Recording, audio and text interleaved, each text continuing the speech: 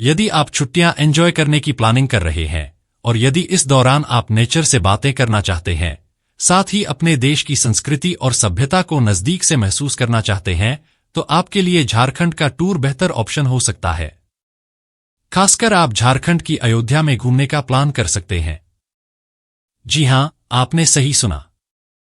भगवान राम की अयोध्या को तो आप अच्छी तरह से जानते हैं, लेकिन हम आपको आदिवासियों की अयोध्या के बारे में बता रहे हैं। यह स्थल जनजातियों के मूल संस्कृति और प्राकृतिक सौंदर्य का अद्भुत संगम है।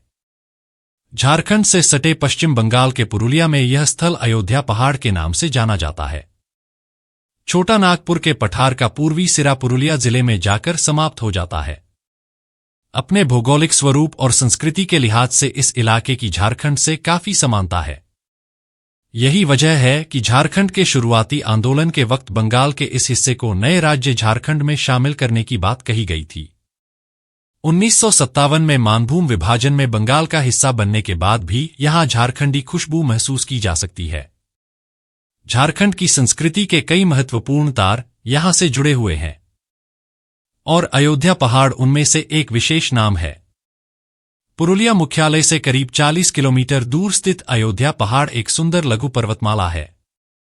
यूं तो इस पर्वतमाला की अनेक विशेषताएं हैं, लेकिन सबसे खास है इस पहाड़ पर बसे छोटे बड़े 75 गांव। ये सभी के सभी जनजातीय बहुल गांव हैं और इस तरह एक ही पहाड़ पर 75 आदिवासी गांव का संगम शायद ही आपको और कहीं देखने को मिले।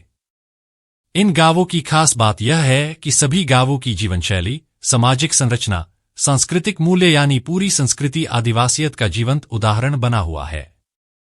अभावों में भी यहां के निवासियों ने अपनी सांस्कृतिक धरोहर को बचाकर रखा हुआ है। पाश्चात्य और गैर आदिवासी संस्कृति यहां दूर दूर तक देखने को नहीं मिलती और कुछ खास मौकों पर तो पूरा अयोध्या पहाड़ ही आदिवासी संस्कृति का जीवंत प्रतीक नजर आने लगता है। बुद्ध पूर्णिमा पर यहां मनाया जाने वाला शिकार उत्सव उनमें सबसे महत्वपूर्ण है। इस उत्सव और अयोध्या पहाड़ के बारे में तो आदिवासियों में यहां तक मान्यता है कि जनजातीय समुदाय के प्रत्येक महिला पुरुष को अपने जीवनकाल में एक बार यहां जरूर आना चाहिए, तभी उनके आदिवासी होने की सार्थकता साबित होती है। संथाल समाज के अनेक लोगों ने इस मान्यता को स्वीकारते हुए कहा है कि यही कारण है कि शिकार उत्सव में बंगाल ही नहीं बल्कि झारखंड, उड़ीसा, बिहार और छत्तीसगढ़ समेत अन्य राज्यों से आदिवासियों का विशाल जमावड़ा यहां लगता है।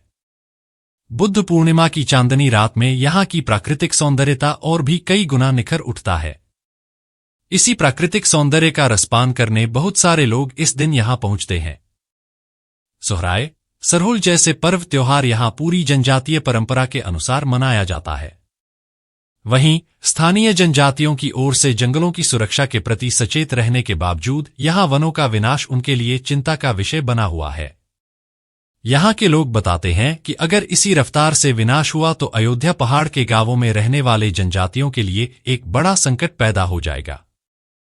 हालांकि यहां के लोग अपनी अस्मिता और सांस्कृतिक विरासत को बचाए रखने के लिए काफी सजग हैं। वहीं इस बीच यहां 2 बड़े बांध और जल विद्युत केंद्र की स्थापना हो चुकी है। कई योजनाएं प्रस्तावित भी है, लेकिन अब यहां के जनजातियों ने अपनी सांस्कृतिक विरासत को बचाने के लिए इसका विरोध करना शुरू कर दिया है। जनजातियों का मानना है कि इस तरह की परियोजनाओं से जंगल का भारी विनाश होता है। वहीं निवासियों के जीवनयापन पर भी ये गहरा असर डालता है। पुरुलिया जिले के स्थानीय शोधकर्ताओं की माने तो अयोध्या पहाड़ की व्यापकता का अंदाजा इसी से लगाया जा सकता है कि यह 800 वर्गमील क्षेत्र में फैला हुआ है। पूरब से पश्चिम 60 किलोमीटर और उत्तर से दक्षिण 30 किलोमीटर का इसका विस्तार क्षेत्र है। साथ ही अयोध्या पहाड़ पर गौराम्बुरु, जिसकी ऊंचाई 2200 फीट है, वो सबसे ऊंची पहाड़ी मानी जाती है। अयोध्या पहाड़ पर 518 तरह के पक्षी और 486 तरह के जीव जंतु पाए जाते हैं। हाल के दिनों में यह क्षेत्र तेजी से पर्यटक क्षेत्र के रूप में विकसित हो रहा है। अयोध्या पहाड़ पर बामनी और टूरगा जलप्रपात, सीताकुंड, गुरुगुमा जलाशय सहित ऐतिहासिक और प्राकृतिक महत्व रखने वाले ऐसे कई स्थल मौजूद हैं जो पर्यटकों के लिए आकर्षण का केंद्र बना हुआ है। वहीं पर्यटन स्थल के रूप में विकसित होते इस पहाड़ पर अब लोगों की आवाजाही काफी बढ़ गई है। पर्यटन विकास की रफ्तार के बीच अब यहाँ के जनजातियों के लिए अपनी मौलिक संस्कृति और अस्मिता अक्षुण्ण बनाए रखना एक कठिन चुनौती साबित हो रहा है। अयोध्या पहाड़ को लेकर शोध की आवश्यकता को भी नहीं नकारा जा सकता है। फिलहाल के लिए बस इतना ही। वीडियो आपको कैसी लगी यह हमें कमेंट बॉक्स में जरूर बताएं। साथ ही वीडियो यदि पसंद आया हो तो चैनल को सब्सक्राइब करने के साथ वीडियो को लाइक और शेयर करना ना भूलें। धन्यवाद।